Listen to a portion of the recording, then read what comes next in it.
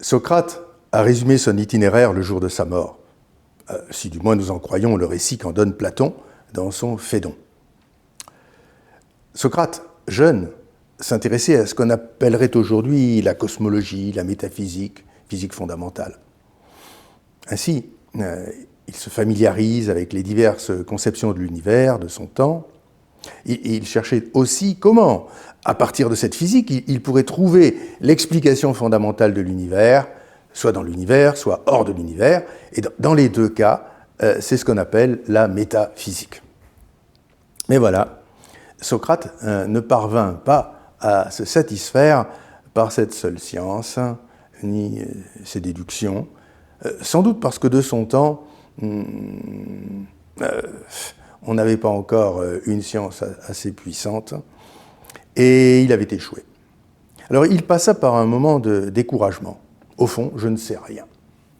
Mais c'est là qu'il se reprend. S'il est vrai que je ne sais rien, je sais que je ne sais rien.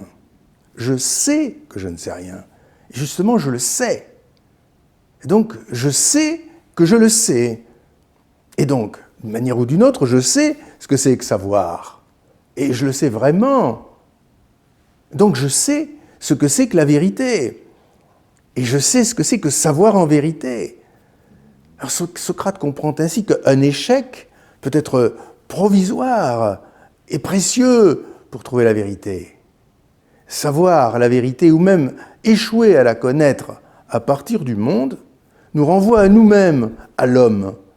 Et que, curieusement, à partir de l'homme, par cette voie que nous sommes, par le chemin de l'homme, nous trouvons facilement des vérités indubitables que nous cherchons en vain au dehors.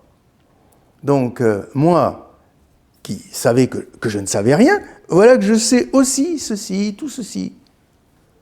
Dans ce savoir particulier de mon ignorance, j'ai vu ce que c'est que le savoir en général et la vérité en général.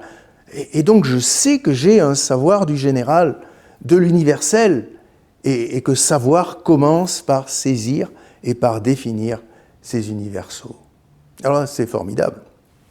C'est vraiment la découverte fondamentale. Socrate exploite cette percée, surtout dans le domaine moral, dans la définition des vertus et de la vertu. Nous ne savons pas seulement cet acte de courage, ou cet autre, ou encore cet autre, monter à l'assaut, faire face à la souffrance, que sais-je. Nous pouvons définir le courage en général, la relation de l'homme face au mal, etc. Les disciples de Socrate iront plus loin encore. À partir de son premier travail, ils comprennent qu'il y a objectivement des essences, des idées, des formes. Ils comprennent que l'univers lui-même est incompréhensible tant qu'on ne le subordonne pas, même s'il est très mobile et évolutif, à ces universaux, à ces stabilités ontologiques.